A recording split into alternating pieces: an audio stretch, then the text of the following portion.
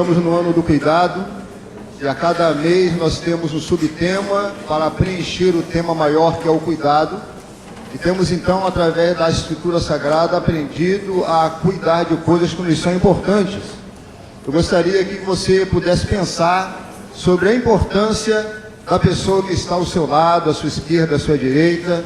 A princípio de tudo, ele merece o seu cuidado, porque ele é a imagem de Deus, mas ele também é seu irmão, faz parte da sua família, e nós somos chamados a sermos instrumentos na vida de um dos outros. Pelas Escrituras, nós somos chamados a edificar, a confortar, a consolar e amar o nosso irmão. Então, se você ainda não fez isso, olhe para o seu irmão, aperte a mão dele e diga: querido, eu te amo, eu sou um instrumento de Deus para a sua vida, e você também, eu te reconheço assim. Que Deus te abençoe nesse ano do cuidado, em todas as áreas da sua vida. Você é muito importante. Você é muito importante para Deus e para mim também. E assim nós vivemos em comunhão e em amor, para a honra e para a glória do Senhor. Que Deus te abençoe, em nome de Jesus. O tema desse mês é cuidado com as finanças. Então eu quero pedir para você abrir a sua Bíblia em Malaquias capítulo 3, dos versos 6 a 12, onde vamos aprender acerca do cuidado com as finanças a partir daquilo que o profeta Malaquias profetizou para Judá, no finalzinho aí do Velho Testamento. Eu quero pedir para você mais uma vez se colocar em pé para lermos Malaquias 3, dos versos de 6 a 12. Malaquias 3, de 6 a 12, último livro do Velho Testamento. Faremos essa leitura alternadamente.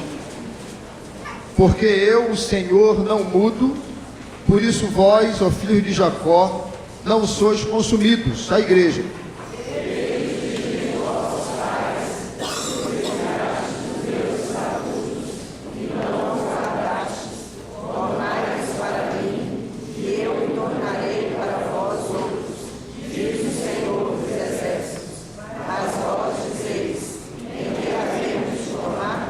Roubará o homem a Deus? Todavia, vós me roubais e dizeis: em que te roubamos? Nos dízimos e nas ofertas.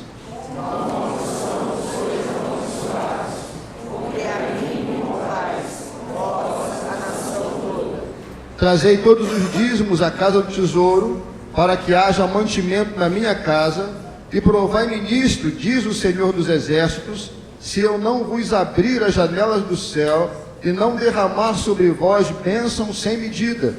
Por vossa causa, repreenderei o devorador, para que não vos consumam o fruto da terra. A vossa vide no campo não será estéril, diz o Senhor dos Exércitos. Todas as nações vos chamarão felizes, porque vós sereis uma terra deleitosa, diz o Senhor dos Exércitos. Amém. Vamos orar. Senhor, nós te agradecemos mais uma vez o privilégio, o gozo da alma de podermos estar na tua casa.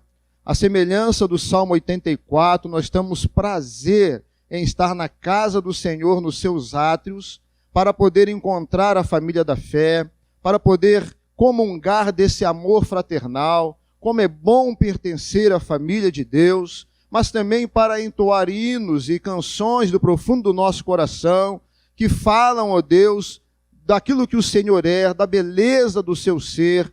Estamos satisfeitos, felizes por sermos seus filhos e termos a Ti como nosso Deus.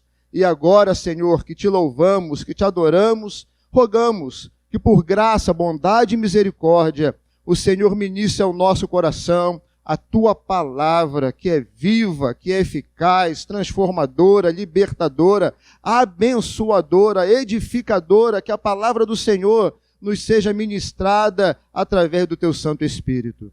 Oramos e já Te agradecemos em nome de Jesus. Amém e amém. Podem sentar, meus queridos irmãos.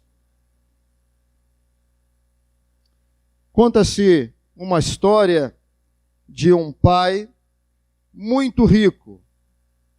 E esse pai tinha um filho do qual ele dedicava um profundo amor.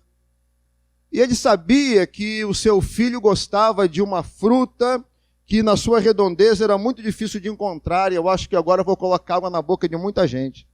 Ele gostava de jabuticaba. Ai, já vi muita gente falando assim, né? Aquela jabuticaba chamada olho de boi, aquela grandona, docinha. Então ele levou o seu filho até uma região, um agricultor que tinha uma plantação de jabuticabeiras, e lá ele acordou com esse agricultor de dar ao jovem a possibilidade de carregar a vasilha maior que ele pudesse carregar e encher de jabuticabas e comer jabuticaba o dia todo até ele enjoar.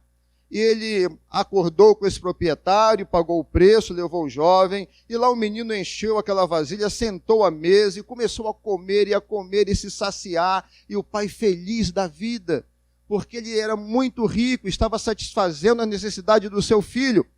O pai sentou-se ao lado do seu filho e disse, agora eu vou me alegrar com meu filho e perceber como ele também está feliz comigo, com aquilo que eu dou, mas também com a minha presença, em poder saciar com ele e compartilhar com ele dessa alegria. E o pai estendeu a mão para apanhar uma jabuticaba daquela grande vasilha do seu filho. E quando ele esticou a mão, recebeu um tapa na mão e ouviu o filho dizer, não, pai, esse aqui é meu. E o pai então começou a pensar consigo mesmo, mas será que esse meu filho não tenha discernimento de que eu posso comprar quantas jabuticabas eu quiser? Será que esse meu filho não tem um discernimento de que ele só existe, tem o que tem e é o que é porque eu quero? Será que esse meu filho não tem o discernimento de perceber que a única coisa que eu quero não é a jabuticaba, mas é estar ao lado dele, compartilhando da sua alegria, e que ele me reconheça e me receba dessa forma?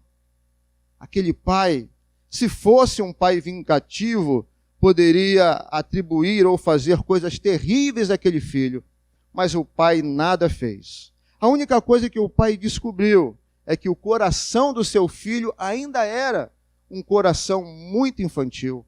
Ele era uma criança, com uma mente infantilizada, com atitudes de criança. Ele percebeu que o pai precisava esperar o seu filho maturar, amadurecer, para ter uma postura melhor para consigo mesmo e para com seu pai. A pensar sobre crianças na Bíblia, sobre filhos, esse texto me remete ao Novo Testamento, quando Jesus conta a história do filho pródigo.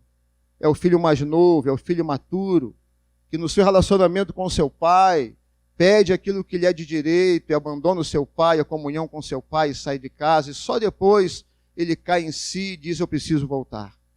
Ao pensar sobre crianças na Bíblia, eu vejo Paulo falando em 1 Coríntios que ele, quando era criança, quando era menino, ele pensava como menino, falava como menino, sentia como menino.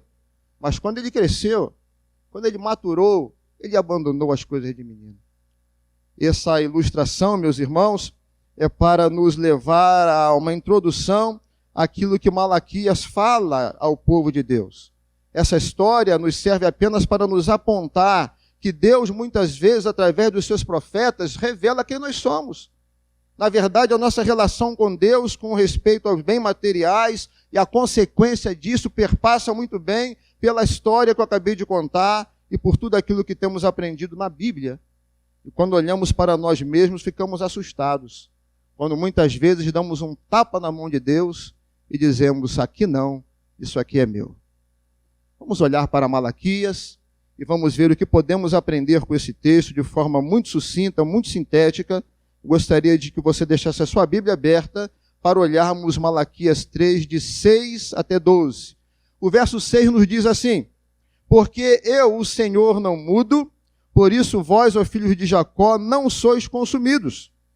Veja que Malaquias apresenta a Deus, mostrando para o povo que Deus tem um atributo, que lhe é exclusivo, particular. O atributo de Deus é a sua imutabilidade. Deus não muda. Ele é sempre amoroso, ele é sempre bondoso, ele é sempre misericordioso. E se não fosse essa particularidade dos atributos de Deus, a sua imutabilidade, nós seríamos consumidos. O povo de Israel seria destruído, porque o povo estava agindo de uma maneira incoerente. Tiago vai reverberar isso quando escreve no seu capítulo 1, verso 16 a 17, quando ele diz: não vos enganeis, meus amados irmãos, toda boa dádiva, todo dom perfeito vem lá do alto, descendo do Pai das luzes, em quem não pode existir variação e nem sombra. Deus não muda. Nós mudamos com as pessoas, de acordo com aquilo com que temos experiências com as pessoas, nós mudamos. Hoje nós sorrimos para alguém, amanhã nós odiamos essas pessoas. Hoje nós enxergamos e queremos estar bem perto de alguém, amanhã não queremos nem ver, nem chegar perto. Hoje nós amamos alguém, amanhã nós queremos destruir a pessoa. Deus não é como um de nós. A razão de não sermos destruídos é porque Deus é eternamente bom. Deus não muda. E Malaquias começa essa introdução para falar dessa relação do povo com Deus, deixando o coração do povo assim aquecido por essa verdade. Deus não muda. Podemos ter a certeza que Deus sempre é bom, eternamente bom e misericordioso para com o seu povo. E depois disso, Malaquias diz então a esse povo, apresentando a natureza deles. Verso 7. Olhemos para a Bíblia novamente. Desde os dias de vossos pais, vos desviastes dos meus estatutos e não os guardastes. Tornai-vos para mim, e eu me tornarei para vós outros, diz o Senhor dos Exércitos. Mas vós dizeis: em que havemos de tornar? A natureza do povo de Deus é que esse povo é continuamente desobediente. É um povo que aprendeu a ouvir a voz de Deus e dizer: não vou fazer. Ouvir a vontade de Deus, saber a vontade de Deus e dar de ombros. Há para com o povo de Israel uma insensibilidade para com a obediência devida à vontade do Senhor. E nós sabemos muito bem, irmãos, que é impossível estar em comunhão com Deus vivendo em desobediência à vontade de Deus. E exatamente nesse momento de desobediência, insensatez, falta de sensibilidade para com Deus e a sua vontade, que Deus se aproxima do povo e diz as sagradas palavras aqui escritas por Malaquias. Aqui está nos versos 7. Tornai-vos para mim, e eu me tornarei para vós outros. Nesse momento de desobediência à vontade de Deus e à palavra de Deus, é Deus quem procura o seu povo. É Ele quem chama o seu povo.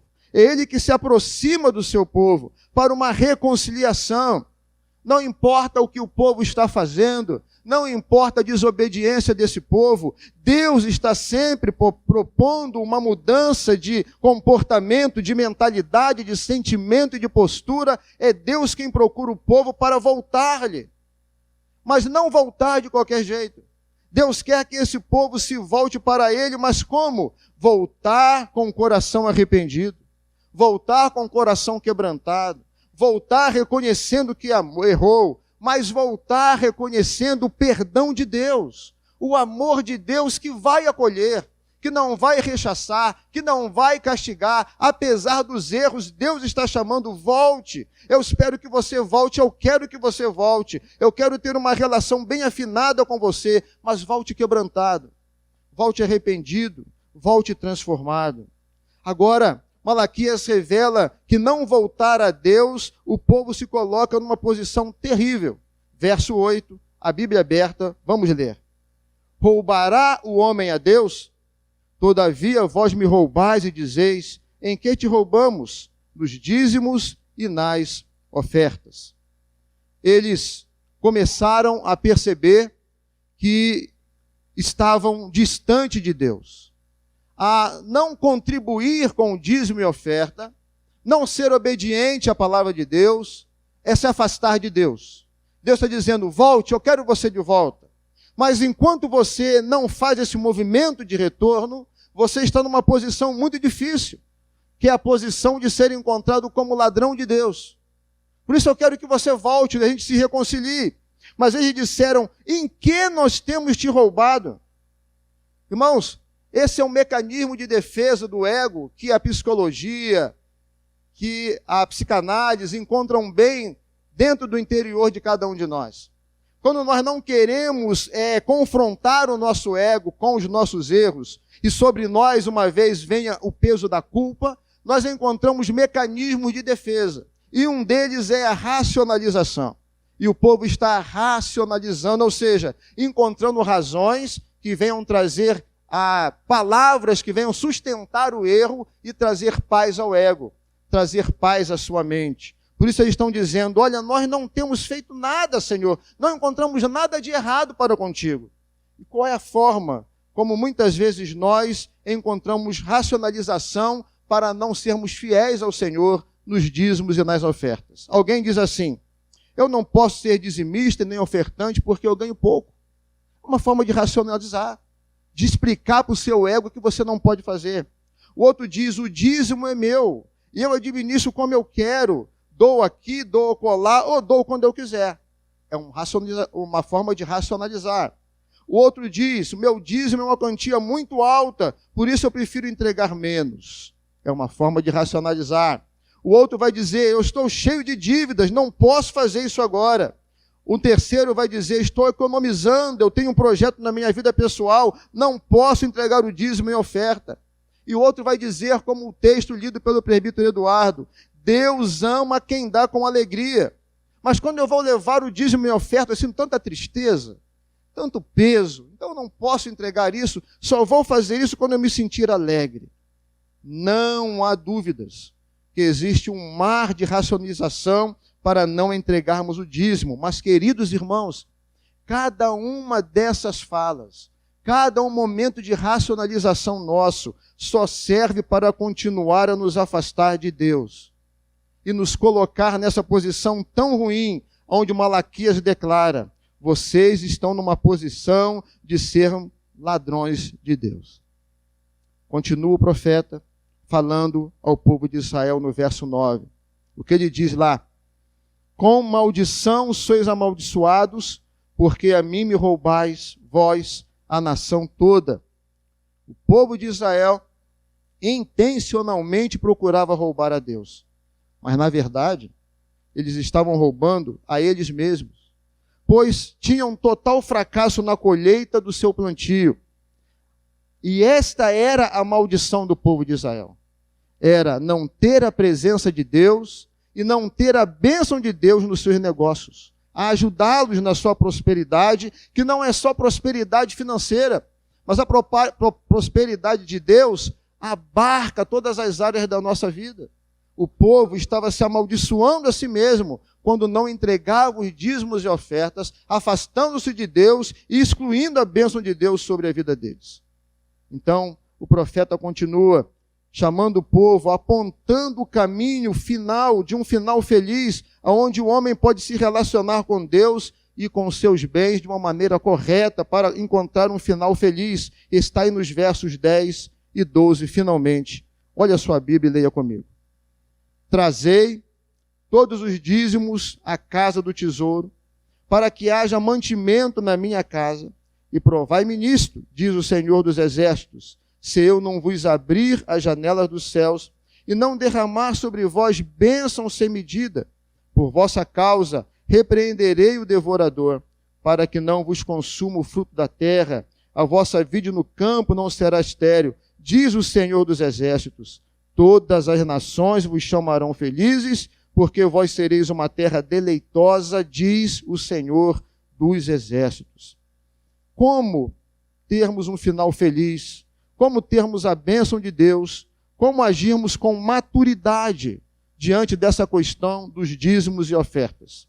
Através do arrependimento, através da fidelidade do povo em voltar-se para Deus e aguardar de Deus a sua prosperidade. Deus retribui com bênção sem medida o coração de todo aquele que é totalmente devotado a Ele. Não apenas uma devoção que se mostra com palavras, ou com canções, ou com emoções, mas na praticidade, de forma pragmática, tratando com Deus e mostrando a Ele que em todas as áreas da vida nós somos fiéis, nós somos gratos, reconhecemos quem Ele é, por isso nós somos fiéis ao Senhor em todas as áreas. É isso que Ele espera de nós, para nos abençoar. E Deus diz então que Ele vai abrir janelas dos céus. Isso é uma linguagem metafórica para dizer que é evidente que Deus vai nos abençoar com abundância.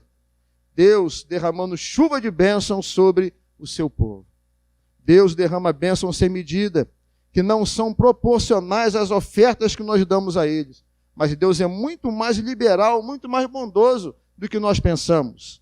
Deus ainda promete repreender aqueles agentes que tentam subtrair a nossa colheita. Você estará, nós estaremos protegidos quando voltarmos para Deus com o coração arrependido e fiel para servir o Senhor em todas as coisas. Para que usamos o dízimo? Alguém pode perguntar. É uma redundância falar, mas vamos terminar esse tema, essa mensagem, mostrando algumas áreas em que nós utilizamos o dízimo. Malaquias 3:10, trazei todos os dízimos à casa do tesouro, para que haja mantimento na minha casa. O dízimo é entregue na casa do tesouro, para o serviço da casa de Deus, para atender aos necessitados, primeiramente da casa do Senhor, para atender os necessitados que estão lá fora, mas também para atender os órfãos, atender as viúvas, para atender os missionários, os evangelistas, os pastores, os obreiros de Deus que se dedicam a Ele, para atender a construção, reforma, manutenção de templos e suas instalações, para atender a área de ensino da igreja, para atender a administração da igreja. Reter o dízimo é trabalhar contra Deus e sua obra e contra nós mesmos. Por isso, Malaquias está chamando a sua igreja, povo de Deus, para ser uma bênção. Bênção para si mesmo e bênção para Deus. 2 textos que iremos ler para terminar. Um encontra-se em Provérbios 10:22. Está escrito assim: a bênção do Senhor enriquece, e com ela ele não traz desgosto. 1 Crônicas 29:10-17. Pelo que Davi louvou ao Senhor perante a congregação toda e disse: bendito és tu, Senhor, Deus de Israel, nosso Pai de eternidade em eternidade. Tu, Senhor, é o poder e a grandeza, e honra, a vitória e majestade, porque teu é tudo quanto há nos céus e na terra. Teu, Senhor, é o reino, e tu te exaltastes por chefe sobre todos. Riqueza e glória vem de ti. Tu dominas sobre tudo, na tua mão a força e poder. Contigo está o engrandecer e a tudo dar força. Agora, pois, ó nosso Deus, graças te damos e louvamos o teu glorioso nome, porque quem sou eu e quem é o meu povo para que pudéssemos dar voluntariamente essas coisas? Porque tudo vem de ti e das tuas mãos tu damos. Porque somos estranhos diante de ti, peregrinos como todos os nossos pais, como a sombra são os nossos dias sobre a terra e não temos permanência. Senhor nosso Deus, toda esta abundância que preparamos para te edificar uma casa ao teu santo nome, vem da tua mão e é toda tua. Bem sei, meu Deus, que tu provas os corações e que da sinceridade te agradas. Eu também, na sinceridade de meu coração, dei voluntariamente todas essas coisas. Acabo de ver com alegria que o teu povo, que se acha aqui, te faz ofertas voluntariamente. Tudo que temos provém de ti. Palavras do rei Davi, palavras de Malaquias, trazendo a mensagem do Senhor à igreja, para que no tocante às coisas materiais, sejamos felizes e abençoados, vivendo com fidelidade diante do Senhor. Vamos orar? Vamos curvar nossas frontes? Vamos orar nessa hora por agradecimento. Vamos agradecer a Deus que ofereceu o melhor por nós, ofereceu o seu Filho, o seu bem maior. Vamos agradecer a Deus por aquilo que somos, por aquilo que temos e por aquilo que seremos. Vamos agradecer a Deus, porque o Espírito Santo visita-nos, trazendo ao nosso coração arrependimento, pelas vezes que temos retido o dízimo e as ofertas. Vamos agradecer a Deus pelo clamor do nosso coração, para nos fazer fiéis e felizes, gratos, em devolver ao Senhor aquilo que lhe pertence. Vamos agradecer a Deus, porque estamos maturando, estamos crescendo. Não estamos vivendo mais como crianças, mas como filhos maduros que reconhecem o valor do Pai, da sua palavra, da sua obra. Vamos orar ao Senhor.